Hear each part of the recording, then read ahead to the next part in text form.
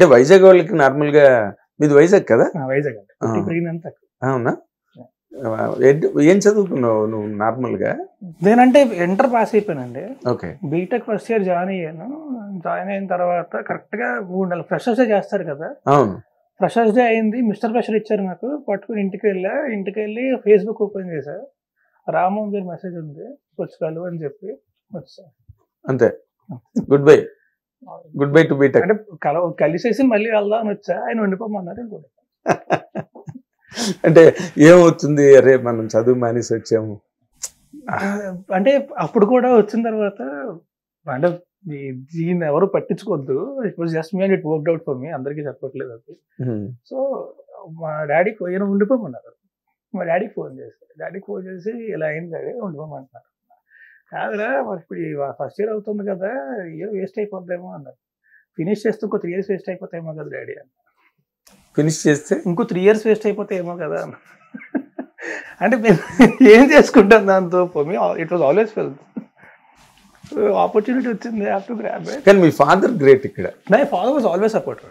ఎందుకంటే ఏ ఫాదరు అలా చెప్తే ఒప్పుకోరు. హైదరాబాద్ టికెట్ సంథింగ్ నాకు 31 years లోనే మా డాడీ దగ్గర నుంచి ఎప్పుడు కూడా ఒక్క నెగిటివ్ పదం వెళ్ళండి. ఇది చేస్తానంటే నేను చేయగలవు అంటారు. డాడీ నేను సైంటిస్ట్ అయిపోతా, నువ్వు అయిపోతారా అంతే. నెవర్. పర్లేదా ఆలోచించు ఎప్పుడు. మీ ఫాదర్ ఏం చేస్తున్నారు? He was an SBI employee అండి. ఇప్పుడు రిటైర్ అయిపోయారు. SBI employee. Okay. Mother house wife. Okay. నువ్వు ఒక్కడివేనా సన్? నేను ఒక్కడే. అవునా? బా, ఒకే ఒక్క కొడుకుని కూడా అలాగ ఎక్స్పెరిమెంట్ చేసినందుకు నువ్వు చేయడం కాదు, ముందు వాళ్ళు మెచ్చుకోవాలి. మా dad is an SBI employee and also he is a part time psychologist. అయితే నీ సైకాలజీ బాగా స్టడీ చేశారు చిన్నప్పటి నుంచి. సైకిల్ తయారు చేశారంటారు. మోస్ట్లీ స్టడీ చేయడం కంటే తయారు చేశారు. అంటే సెల్ఫ్ కాన్ఫిడెన్స్ డెవలప్ చేశారు. యూ కెన్ డూ ఎనీథింగ్ అన్నట్టుగా కదా.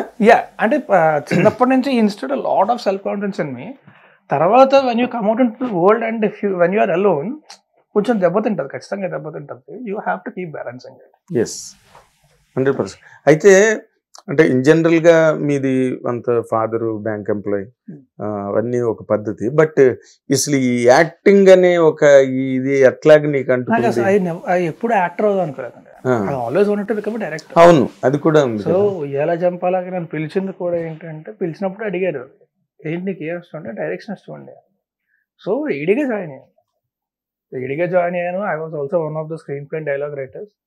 అంటే రామ్మోహన్ గారు ఆయన రాస్తున్నావు బాగా రాయి అని చెప్పి ఆయన నాతో రాయించి వర్షన్ రాయించి తర్వాత డిస్కషన్ లో కూర్చోపెట్టి హీ డిడ్ ఎవ్రీథింగ్ మొత్తం అంతా. అదైనా I was writing very well and he was liking what I was writing.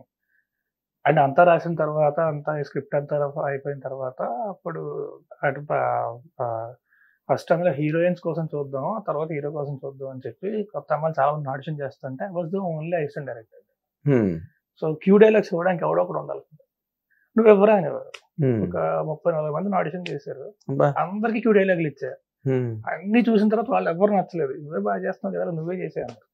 Okay sir అన్న. సింపుల్. అవునా? అంటే చాలా ఈజీగా అయిపోయింది. ఈజీగా అయిపోయిందంటే ఈ రైటింగ్ ప్రాసెస్ ఇదంతా అది సపోర్ట్ చేసింది. అంటే దానికి ముందు రామ్మోహన్ గారు నాకు పిలవడానికి ముందు వైజాగ్ లోని మేము 100 రూపాయలు కూడా ఖర్చు పెట్టకుండా 52 short films. So for me the thing was, ఇప్పుడు నేను వైజాగ్ దాటి ఎప్పుడు ఎక్కడికి వెళ్ళలేదు.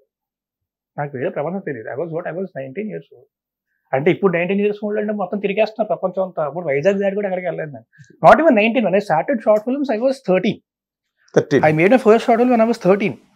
13 ఏళ్ళకి మొదలెట్టారు ఫస్ట్ షార్ట్ ఫిల్మ్. ఆ తర్వాత kept on making short films. నాకు ఏంటంటే హైదరాబాద్ వచ్చి ఎక్కడ తిరగాలి, ఆఫీస్ తిరగాలి ఏం తెలియదు నాకు. అవును. So I decided I will keep making short films until someone recognizes. ఆ ఉద్దేశంతోనే మొదలెట్టడం కాదు. ఒక 7-8 షార్ట్ ఫిల్మ్స్ అయిన తర్వాత మనకి ఏంటంటే ఫస్ట్ ఏమనుకుంటాం అంటే మనం ఊహించుకునే విధానం ఒకటి ఉంటుంది, ప్రాక్టికాలిటీ ఉండదు, తెలియదు మనకి. అవును. అంటే ఇప్పుడు చేసేటప్పుడు ప్రాక్టికల్ ప్రాబ్లమ్స్ ఏమొస్తాయి ఇవన్నీ తెలియదు మనకి. క్రైసిస్ మేనేజ్మెంట్ ఇవన్నీ తెలియదు మనకి. ఇప్పుడు ఊహించుకోవడం ఒక క్రిస్టోఫర్ నోలన్ సినిమాలు ఊహించుకుంటాం. ఇప్పుడు మన దగ్గర ఉన్న డిజిటల్ కెమెరా పట్టుకెళ్ళి ఫ్రేమ్ పెడితే అలా రాదు. అది మైండ్ లో పిక్చర్ ఉంటుంది, అక్కడ రాదు అది.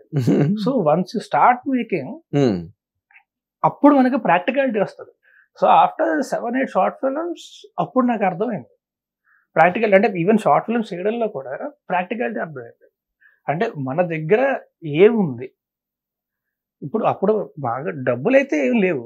సో ఈవెన్ నేను సుభాష్ అమర్ ప్రొడక్షన్ మేము కలిసి చేసినప్పుడు కూడా when we conceive something to do, మా దగ్గర బడ్జెట్ ఎంత ₹100 అంటే ఎక్కువ లేదు, పెట్రోల్ కూడా కూడా సరిపోతుంది.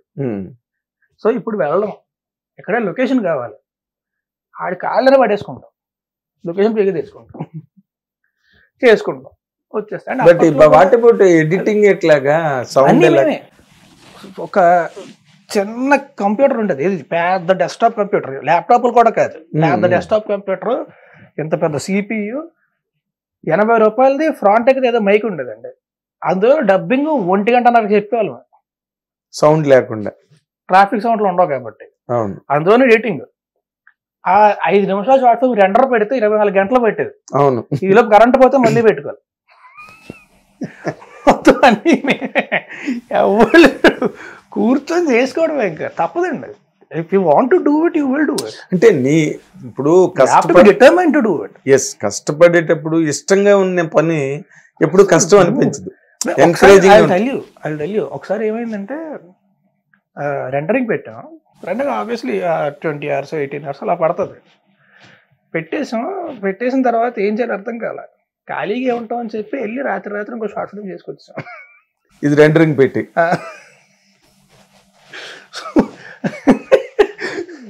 మరి చాలా ఒకసారి అలా ఒక షార్ట్ ఫిల్మ్ చేయడానికి వెళ్తుంటే వర్షం పడింది, ATM దగ్గర ఆగాం, ఇక్కడ ఏమిటి తీసేద్దాం అని చెప్పి ATM దగ్గర ఒక 2 నిమిషాలు తీస్తాం. ఎందుకు ఖాళీగా ఉండవు, ఎందుకు అయిపోయింది, కంటెంట్ ఉందా లేదా ఏంటి అనేది అనవసరం, అదేలే, just do it. But Vizag లో ఇన్ జనరల్ గా వైజాగ్ అనే వాతావరణమే చాలా యాక్టివ్ అట్మాస్ఫియర్ వైజాగ్. బట్ నీ టైం కి ఇప్పుడు ఇంకా బాగా డెవలప్ అయింది, కానీ అప్పటికి అసలు ఏం లేదు. అంటే ఇప్పుడు కూడా ఏంటంటే అప్పుడు మేము స్టార్ట్ చేసిన షార్ట్ ఫిల్మ్ చేసే వాళ్ళు ఎవరు లేరు అసలు, ఫస్ట్ స్టార్ట్ చేసిన. సో అప్పుడు ఏంటంటే అందరూ కూడా చాలా సపోర్ట్ ఇప్పుడు బాగా చేసుకుంటున్నారు కదా. ఇప్పుడు కమర్షియలైజ్ అయిపోయింది, ఎవ్రీబడి ఈస్ డూయింగ్ ఇట్. ఇప్పుడు హైదరాబాద్ ఎలా ఉంటుంది, మనకి ఇక్కడికి వెళ్ళి కెమెరా పెడతారంటే డబ్బులు ఇవ్వాలి, అప్పుడు అలా ఉండేది కదా. అప్పుడు మేము ఆర్కే బీచ్ లో రోడ్డు మధ్య షూట్ చేస్తే పోలీసు వస్తే షార్ట్ ఫిల్మ్ చేసుకుంటున్నాం అంటే జాగ్రత్త చేసుకుంటాం అని చెప్పి వెళ్ళిపోయారు. సో ఇప్పుడు అంటే అడుగుతారు పర్మిషన్, ఏది కెమెరా పట్టుకొని. అవును, అప్పుడు అసలు అదేం లేదు. అంటే షార్ట్ ఫిల్మ్ అంతా వరల్డ్ వైడ్ ఫేమస్ అయిపోయింది, ఇప్పుడు అయిపోయింది. అప్పుడు అసలు ఎవరికి తెలియదు, అప్పుడు యూట్యూబ్ కూడా కొత్త కదా అసలు. నేను షూట్ చేయాలి లొకేషన్ అంటే లేదు వైజాగ్ లో. ఓకే, ఎంత ఒక 100 వరకు చేసావా షార్ట్ ఫిల్మ్స్? నేను 52 చేశాను. ఓకే, నేను 52 షార్ట్ ఫిల్మ్స్. ఓకే, సో ఆ తర్వాత రామోహన్ గారు పిలిచారు, that was my only thing. అంటే ఆ తర్వాత ఏంటంటే డిసైడ్ ఇక్కడికి వచ్చి వెతుక్కోవడం కంటే దాన్ని ఎవరో ఒకరు గుర్తుపట్టే వరకు I will keep making. I end up making 52 short films. తర్వాత రామోహన్ గారు recognise me, asked me to come and immediately jump up into the opportunity. అంటే అక్కడ మీ స్ట్రగుల్, ఇండస్ట్రీలో పడాల్సిన స్ట్రగుల్ అంతా నువ్వు అక్కడ పడిపోయావు. అక్కడ పడిపోయాడు. బట్ కాకపోతే ఏంటంటే అక్కడ ఎంత స్ట్రగుల్ పడినా సరే ఎంజాయ్ చేసాం సార్. అదే, దట్స్ వాట్ ఐమ్ సేయింగ్. కష్టంగా ఇష్టంగా ఉన్నప్పుడు కష్టం అనిపించింది కదా, చాలా ఎంజాయ్ చేసాం సార్. ఎంజాయ్ చేస్తూ చేస్తారు మీకు నచ్చిన పని. అదే మిమ్మల్ని చదవమంటే అప్పుడు వస్తుంది. అది కష్టపడి నువ్వు ఐఏఎస్కి వెళ్ళి అన్నారు అనుకో, అప్పుడు వస్తుంది తగు. ఐఏఎస్ అంటే అంటే మైండ్ సెట్ అంత యంగ్ ఏజ్ లో ఫిక్స్ అయిపోయిన తర్వాత. ఓకే, బట్ ఇది ఇంకేదన్నా చేయమంటే I think it's difficult. Little కాదు, నరకమే అది. 100% నచ్చని పని చేయడం అంటే.